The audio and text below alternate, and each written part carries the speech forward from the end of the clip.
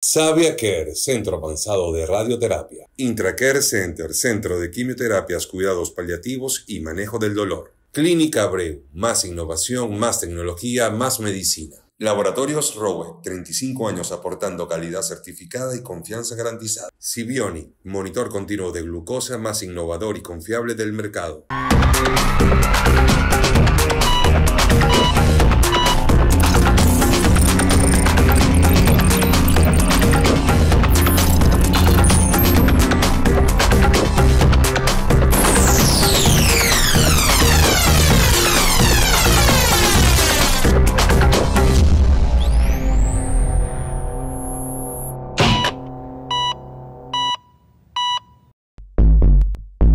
Bienvenidos a todos a un nuevo episodio de Reporte Médico. Recuerden activar la campanita, seguirnos a través de www.reportemedico.com y también nos pueden seguir en nuestras redes sociales, Reporte Médico RD. Hoy tenemos la presencia de una doctora de nuestra casa, parte del staff médico de Reporte Médico, y estamos hablando de la doctora Madeleine Ceballos, neumóloga. Y hoy vamos a tratar un tema que, por ser el mes de mayo, es un mes donde también se conmemora la concientización de la parte del asma, y es el tema que vamos a traer el día de hoy. Bienvenida, doctora. Muchísimas gracias, Alberto. Es un placer para mí siempre acompañarte en este espacio. Gracias, doctora. Vamos a comenzar por qué es el asma y cómo se presenta el asma. Bueno, esta es una enfermedad inflamatoria crónica donde vamos a tener tres características que son esenciales. Vamos a tener inflamación, vamos a tener también un estado de cronicidad en las vías aéreas de nuestros pacientes y reversibilidad. Estamos hablando, por ende, de una enfermedad pulmonar inflamatoria crónica que afecta esencialmente las vías aéreas de nuestros pacientes. Dígase con esto los bronquios, que son el sistema de conductos, la tubería de nuestro sistema respiratorio.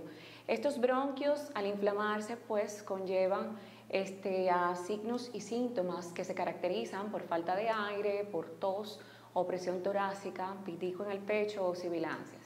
Es decir, que es una enfermedad inflamatoria que impacta significativamente la vida de nuestros pacientes, ya que es muy difícil, ¿verdad?, vivir constantemente con falta de aire y con tos. ¿Qué diferencias hay entre el asma y algunas otras patologías también de la parte de neumología? Bueno, podemos diferenciarlas de las infecciones, que son episodios ya más bien transitorios, que al tratarse pues se curan. Por ejemplo, la neumonía, la bronquitis son condiciones infecciosas que pueden debutar con signos y síntomas muy similares al asma. Puede tener en estos casos el paciente cuadros que también se caracterizan por disnea, que es la falta de aire, pero también puede haber tos igualmente. Sin embargo, con un tratamiento adecuado, pues estas condiciones pueden mejorar. Sin embargo, por otro lado, entonces el asma es una enfermedad incurable, es una enfermedad que es para toda la vida. Muchos pacientes a veces consideran que realmente se trata de una condición que al sentirse estables de estos signos y de estos síntomas ya están curados. Sin embargo, sabemos bien que es una enfermedad que hasta el día de hoy se conoce que no tiene cura. Y esa es una limitante precisamente para nosotros como neumólogos, porque a pesar de que es una condición que tiene muchísimo respaldo científico, tiene una base científica bastante sustentada, está muy sustentada en la ciencia y se sabe muchísimo del asma, se sabe el mecanismo fisiopatológico, se conoce básicamente cómo funciona esta enfermedad, cuáles son los fármacos ideales. Para cada paciente tenemos una elección terapéutica que es ideal. Sin embargo, todavía hoy día no conocemos la cura de esta enfermedad, lamentablemente. Doctora, por lo general el asma puede afectar la parte pediátrica, pero también la parte adulta. ¿Qué diferencia existe entre estas dos? Bueno, ciertamente el asma no tiene distinción de edad, no tiene distinción de sexo, es una enfermedad de la cual ninguno de nosotros estamos exentos. Ahora bien, una gran cantidad de pacientes nacen siendo asmáticos, una gran cantidad de pacientes desde pequeños ya tienen signos y síntomas que son característicos de esta condición de salud. Pero por el contrario también muchos pacientes que son adultos desarrollan la condición de salud a lo largo de su vida en atención a una gran diversidad de factores. Estamos hablando de una enfermedad que es multifactorial y con esto quiero decir que intervienen una serie de factores etiológicos muy diversos, dentro de los cuales la predisposición genética es muy importante, pero por otro lado también la atopía, el paciente que tiene un sustrato alergénico, tiene ese estado alergénico en su sangre, una predisposición desde el momento del nacimiento a producir más IgE, que es la inmunoglobulina de la alergia. Estos pacientes, cuando tienen esta predisposición genética, tienen mayor propensión a desarrollar asma al momento del nacimiento y durante el transcurso de su vida. Pero es una enfermedad que no es característica, no es exclusiva de ningún tipo de edad. Podemos desarrollarla, podemos tenerla desde el momento preciso de nuestro nacimiento, como también podemos desarrollarla a lo largo de nuestra vida en atención a circunstancias particulares que son propias de cada uno de nosotros. Okay. Incluso también el trabajo, donde trabajamos, donde laboramos, es muy importante también la exposición a químicos, partículas, el medio ambiente en general, el humo, el tabaco también es una causa. O sea que realmente es una condición que no es exclusiva de ninguna edad. ¿Es posible tener un asma grave sin síntomas frecuentes? Es posible. Esta es una enfermedad que es complaciente y es engañosa. Con esto quiero decir que muchos pacientes se acostumbran, ¿cierto? Se acostumbran a tener falta de aire, se acostumbran a vivir con ciertas limitaciones en su diario vivir y esto hace que a veces no tengan muchos síntomas. Simple y sencillamente nuestro cuerpo tiene esa capacidad de acostumbrarse a ciertas condiciones y a ciertas situaciones. Y muchos pacientes, efectivamente, cuando acuden a la consulta tienen síntomas que son leves. Sin embargo, cuando hacemos pruebas de función pulmonar, notamos que la función pulmonar del paciente está muy comprometida. A pesar de no haber tanta sintomatología, el paciente verdaderamente podemos notar que hay un estado inflamatorio importante, que hay un grado de obstrucción de las vías aéreas que es significativo. Y por el contrario también podemos tener pacientes con mucha sintomatología, en cambio sus pruebas de función pulmonar en muchas ocasiones no están tan comprometidas. O sea que es una enfermedad que, como siempre decimos en la medicina, no se sabe con exactitud. Aquí 2 y 2 no es 4. Aquí hay que ver la individualidad de cada paciente, el cuadro clínico de esta persona, claro, sus factores y sus circunstancias particulares como paciente. ¿Qué hacer en un debut de crisis severo pediátrico, uno como padre, y tomar las medidas correspondientes? Salir corriendo a la emergencia, eso es lo primero. Yo no soy neumóloga pediatra, soy neumóloga de adulto, pero un cuadro de asma en un niño es un cuadro que es realmente grave. Puede poner en riesgo la vida de este paciente y por ende, pues, lo más importante es buscar la debida atención médica rápidamente, lo más rápido que podamos. Mira, hablando de lo que acabas de tocar sobre el tabaquismo, importante la población, el número de personas que son fumadores y que también tienen la costumbre de fumar el vape, el cigarro, el tabaco. Con respecto a esta población, ¿pudiera afectar el tabaquismo? Ya me lo dijiste que sí, pero ¿qué tanto es esa porción? Mira, ese es un binomio fatal. Como siempre decimos en neumología, o sea, un paciente que es asmático y consume cualquier tipo de derivado del tabaco, esto aquí es una situación fatal. Pone en riesgo altamente su vida porque estamos hablando que no solamente estamos llevando más de 2.000 sustancias que tienen los productos del tabaco, especialmente el cigarrillo, los puros, ¿verdad? Tienen muchas sustancias proinflamatorias que de por sí hacen daño. Que no más si le sumamos que ya de base tenemos una condición pulmonar, claro, que de por sí también es inflamatoria, o sea, sería doble vez agregar un factor dañino en nuestro cuerpo. Tenemos la propensión por el estado inflamatorio del asma y a esto también le sumamos que estamos consumiendo productos que de por sí también inflaman las vías aéreas. Doc, partiendo de esto, de repente hay veces que la gente sospecha que tiene el asma, pero de repente va al alergólogo sin ir al neumólogo. Esta parte, ¿cómo se divide esa parte entre el alergólogo y el neumólogo? Exacto, bueno, mira, lo primero es que no todo asma implica tener una alergia, o sea, no todos los pacientes que son asmáticos necesariamente son alérgicos. Efectivamente, sí es cierto que la atopía es uno de los factores preponderantes más importantes en el asma. Sin embargo, no siempre es así. Podemos tener un asma que no tiene absolutamente nada que ver con la alergia. Podemos tener, como bien mencionamos, un asma ocupacional que va a depender de la exposición en el trabajo, de lo que hacemos para vivir, un asma que está de hecho asociado también al sobrepeso, a la obesidad, porque bien sabemos que en el tejido adiposo tenemos muchas adipocinas proinflamatorias y por ende es un factor de riesgo también para esta enfermedad. Tenemos asma que se desarrolla también por exposición a otras condiciones como el humo, como bien lo mencionábamos, contaminación, entre muchos otros factores.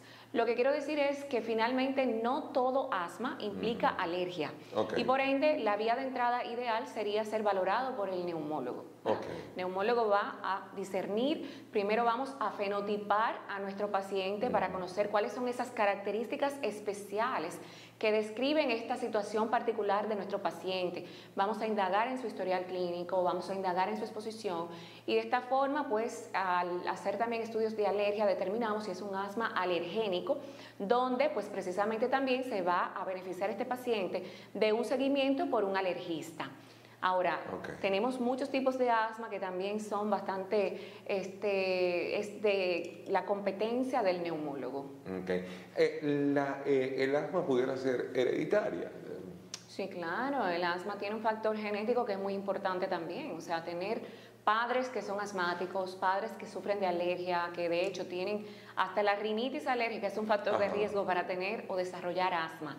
Estamos hablando de que hay un estado alergénico en este paciente y como bien hemos descrito, o sea, la alergia donde tenemos un sustrato alérgico, es mucho más probable que este paciente, al pasar los años, con el transcurso del tiempo, pues en algún momento de su vida también, de la misma forma que se inflaman las vías aéreas superiores, pues por consiguiente también se inflamen las vías aéreas bajas. O sea que realmente el factor genético es una realidad en muchos pacientes. Mira, ¿y con qué frecuencia debe un paciente asmático, acudir y regular y tener su control? Esto va a depender del estado de control que tenga el paciente. Muchos pacientes están en una condición, en una fase que está bastante controlada de su condición y por ende no necesitan un seguimiento tan estrecho. Sin embargo, otros pacientes que lamentablemente tienen episodios muy recurrentes, presentan exacerbaciones con frecuencia, no tienen un asma controlado, tienen una prueba de función pulmonar que está comprometida, ya en estos casos pues necesitamos un monitoreo de su condición un poquito más acortado. Vamos a decir que estos pacientes pueden ser monitoreados cada mensual, de hecho, si es un paciente que no está muy bien controlado y tiene síntomas con frecuencia, o bien puede ser cada 3 meses, cada 6 meses, anual. Ahora, yo recomiendo que no pase de más de un año. Si usted es un paciente asmático, es un paciente que ha tenido exacerbaciones, es un paciente que tiene que estar en la consulta del neumólogo con regularidad y realizar sus pruebas de función pulmonar con cierta frecuencia también. Vamos a decir que si es un paciente estable, mínimo anual. Si es un paciente que está en vía de control, cada 3 meses o cada 6 meses. Mira, con la parte física, con el entrenamiento físico, ¿empeora o disminuye el padecimiento del asma? Depende del tipo de esfuerzo físico que realice el paciente, depende del tipo de impacto realmente que tenga esta actividad física de nuestro paciente. No es lo mismo realizar actividad física que implique cargar pesas, cargar mucho peso, no es lo mismo que hacer esto a nadar. La natación es muy beneficiosa en el paciente asmático. Es un ejercicio que pone en marcha, que ejercita de hecho la musculatura pulmonar y puede beneficiar la capacidad pulmonar del paciente. Ahora bien, los ejercicios que implican el levantamiento de pesas, el levantamiento de cargas muy pesadas, realmente no están recomendados. Bueno, vamos a hacer la primera pausa y ya venimos con la doctora Madeleine Ceballos, hoy conversando sobre el asma acá en Reporte Médico. Te presentamos Sibionics, el monitor continuo de glucosa que revoluciona el cuidado de tu salud. Este innovador dispositivo te permite medir tus niveles de azúcar en tiempo real, sin pinchazos diarios y con total comodidad. Es fácil de usar. Lo colocas en tu brazo por hasta 14 días, lo conectas a la app y comienzas a recibir datos precisos y alertas críticas cuando lo necesites. Sibionics, tecnología diseñada para cuidar de ti cada día. En el Centro Avanzado de Radioterapia Savia Care avanzamos contigo en la lucha contra el cáncer. Somos un centro especializado en radioterapia para ofrecer un tratamiento de calidad. Tecnología de punta y un gran equipo médico nos permiten brindarte un servicio personalizado enfocado en ti y en tu bienestar. Porque en Savia Care tu salud es nuestra prioridad para acompañarte en cada paso de tu tratamiento. Savia Care, tecnología y humanidad al servicio de tu vida. Somos un centro especializado en tratamientos de quimioterapia, cuidados paliativos y manejo del dolor, que cumple con altos estándares de bioseguridad. Contamos con instalaciones modernas, sala de toma de muestras, unidad de QuimioCare, donde suministramos el tratamiento necesario utilizando tecnología avanzada. Nuestros espacios brindan la tranquilidad y confianza que los pacientes necesitan. En IntraCare Center somos más que quimioterapia. Pensando en los nuevos desafíos de la medicina y en el mejor cuidado de nuestros pacientes, en Clínica Abreu dimos un revolucionario salto tecnológico al incorporar la mayor plataforma del país de equipos nuevos y de última generación para el diagnóstico, seguimiento evolutivo y tratamiento radiante para enfermedades oncológicas. Herramientas que permiten que nuestro excelente equipo profesional aplique las más novedosas y actualizadas soluciones que alcanzarán las nuevas victorias en la lucha contra el cáncer. Vence el cáncer. Clínica Abreu. Bueno, ya estamos de vuelta acá en Reporte Médico. Recordar que ya está en circulación nuestra más reciente edición. La pueden conseguir digitalmente entrando en www.reportemedico.com, pero también la pueden encontrar impresa a nivel nacional. Recuerden que también allí pueden encontrar los mejores especialistas en nuestra guía médica, donde están los mejores especialistas de este país. Vamos a continuar con la doctora Madeleine Ceballos, hoy hablando sobre el asma. Y algo importante, doctora, ¿el asma puede influir en la aparición o en la progresión de otras patologías? En la aparición de otras enfermedades. Bueno, puede hacer el aparato respiratorio más susceptible, ¿verdad?, a más padecimientos pulmonares. Y que si este paciente los presenta, sobre todo los procesos infecciosos, por ejemplo, una neumonía o una bronquitis, pueden agravarse en esos pacientes con asma. Por esto, de hecho, cuando tuvimos la inicial pandemia con el COVID-19, los pacientes asmáticos eran un target de esta pandemia, porque tienen una condición pulmonar de base que de por sí hace su aparato respiratorio pues más lábil a que si presentan una segunda condición de salud, así sea infecciosa o no, pues de hecho pueda empeorar su cuadro clínico, se puede exacerbar el asma y así por demás. O sea que sí. Mira, aparte de que tocas algo importante, de repente esa falta de aire pudiera llevar a una depresión, a una ansiedad, a sufrir el ataque de pánico. Oh, pero claro. Si tú supieras que hay pacientes con asma, anteriormente muchos pacientes asmáticos terminaban en el suicidio, porque es muy difícil vivir la vida sintiendo que nos ahogamos, que nos falta el aire. Y todavía, el día de hoy, esta es una condición de salud que ocasiona más de 450,000 fallecimientos en el mundo. Esa es una de las razones por las que esta condición tiene un impacto clínico tan importante. Todavía muchos pacientes a nivel mundial fallecen, muchos pacientes están afectados con esta condición, más de 358 millones de personas en el mundo están afectados por asma. Y se estima que al menos el 50% de todos estos pacientes no están controlados, están mal controlados.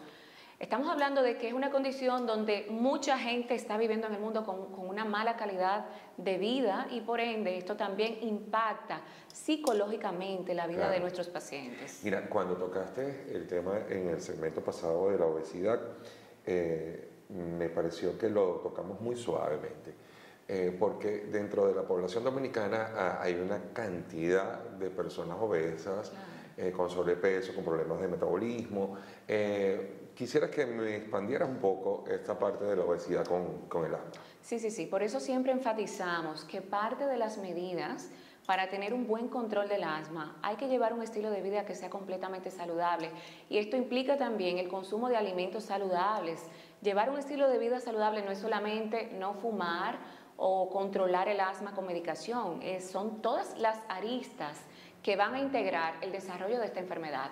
Y esto va desde lo que yo consumo diariamente, los alimentos con los cuales yo me estoy alimentando cada día, si es comida chatarra, que también de por sí estas comidas chatarras tienen tantos radicales libres que de por sí también producen un estado inflamatorio también en nuestro cuerpo, ¿cierto? Entonces estamos hablando de que en la actualidad ya prácticamente muchos pacientes, muchos seres humanos consumen mucha comida chatarra, mucha comida poco nutritiva, comida poco saludable, que también se va a reflejar esto, no solamente en el desarrollo de asma, sino también otras enfermedades.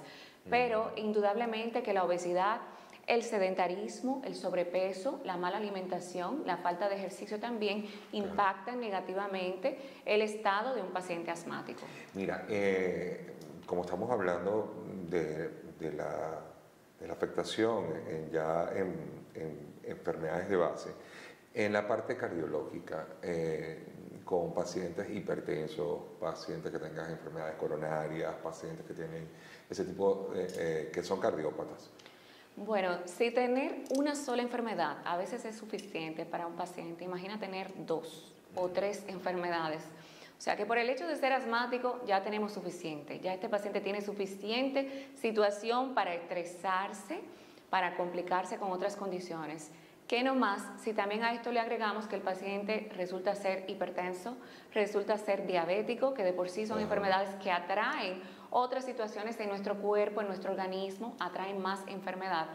En estos casos, indudablemente que puede afectarse el pronóstico, la sobrevida, la supervivencia, dependiendo, por supuesto, del tipo de enfermedad secundaria que tenga el paciente.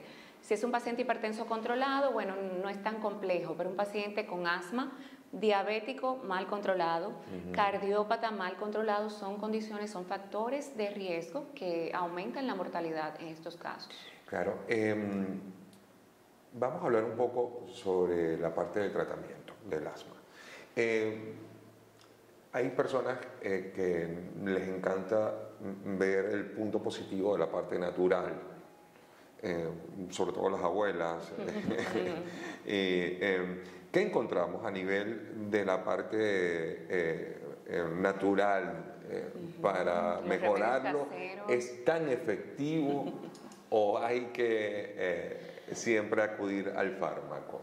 Mira, todas las veces que la ciencia ha estudiado esta situación de la automedicación, del uso de remedios caseros, bálsamos, remedios naturales para el tratamiento del asma, han sido estudiadas. Sin embargo, no se ha demostrado en ningún momento que los mismos tengan realmente un impacto clínico que sea muy importante en el tratamiento de esta condición, en el aumento de la supervivencia del paciente, la reducción de la mortalidad. O sea que si hacen algo, vamos a decir que es prácticamente o nulo o poco significativo.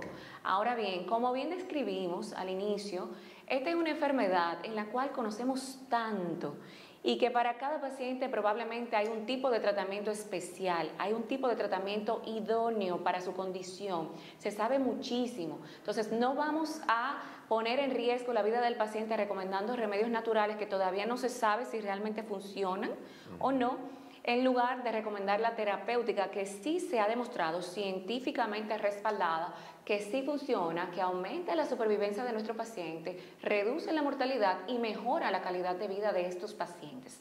Ahora bien, como siempre digo al paciente, si usted decide hacer un remedio casero, si usted opta por la vía natural, siempre y cuando tengan estos, vamos a decir, sean tisanas, que son los té, los bálsamos, sean completamente naturales, que no estén ahí adicionados fármacos, como suelen hacer muchos pacientes, que adicionan aspirina, adicionan acetaminofén a los tés que hacen, adicionan ibuprofén, diclofenac, muchos fármacos ponen allí, siempre y cuando no tengamos mezclas de procedencia dudosa, que no sabemos de dónde vienen estas hojas, que no sabemos realmente cuáles son los componentes que la componen, pues bueno, lo podemos tomar, pero no pongamos la fe únicamente en un remedio casero, porque es una enfermedad que tiene tratamiento, no se cura, pero sí tiene tratamiento y mejora bastante. ¿Qué ha evolucionado a nivel de fármaco en este momento para la enfermedad y qué es lo más novedoso que tenemos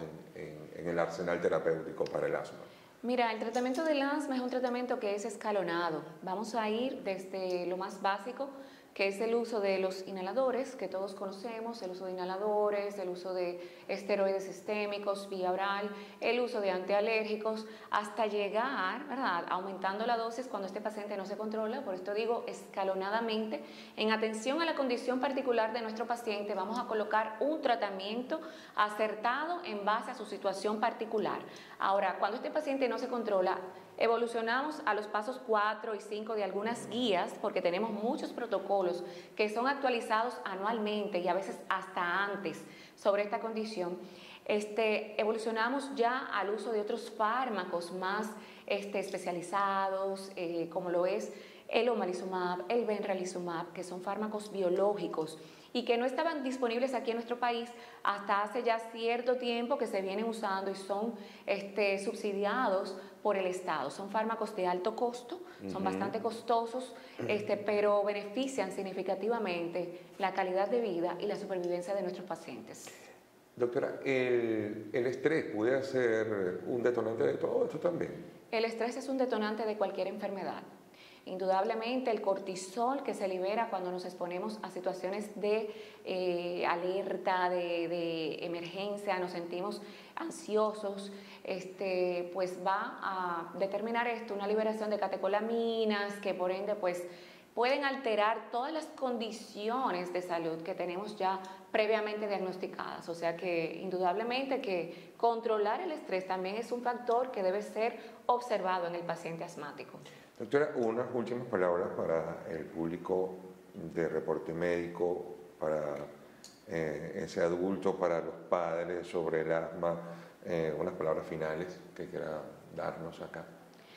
Bueno, acudan al facultativo cuando tengan algún signo o síntoma. Esta es una enfermedad que a veces no sabemos si está controlada. Como bien dijimos, podemos tener pocos síntomas y estar mal controlada con pruebas de función pulmonar alteradas. Podemos tener muchos síntomas, a veces no estamos tan controlados, pero no tenemos un cuadro tan grave. Pero lo importante es que sepamos no vivir como con esta incertidumbre de cómo está nuestra condición de salud. Tenemos que tener paz y tranquilidad, y para esto es necesario realizar controles médicos periódicos, así nos sintamos bien, así estemos tranquilos, nos sintamos en salud. Debemos acudir al médico, no necesariamente al neumólogo. Tal vez el primer paso puede ser, de hecho, hasta la consulta con medicina familiar, exacto, hasta la consulta con medicina general, pero busque la atención médica cuando tengamos signos y síntomas. Y si ya es un paciente que está diagnosticado con esta condición de salud, no olvide al neumólogo, que el neumólogo es su mejor amigo. Bueno, vamos a hablar también un poquito, antes de irnos, de su lugar de consulta, sus redes sociales, doctora. Estamos en Clínica Abreu, consultorio 110B, primer piso, todos los miércoles y viernes. Y por igual, pues, en la Plaza de la Salud y en la Clínica Altagracia. Redes sociales, Neumo Ceballos, con C, B larga, doble L, para servirles. Vamos a ponerlo aquí abajo, justamente donde está la doctora en este momento, para que lo escriban bien y puedan acceder a sus redes sociales. Y no queda más que darles gracias a ustedes por llegar hasta este momento del episodio y recordarles que Reporte Médico es una dosis de información saludable. Savia Care, Centro Avanzado de Radioterapia. Intracare Center, Centro de Quimioterapias, Cuidados Paliativos y Manejo del Dolor. Clínica Abreu, más innovación, más tecnología, más medicina. Laboratorios Rowe, 35 años aportando calidad certificada y confianza garantizada. Sibionic, monitor continuo de glucosa más innovador y confiable del mercado.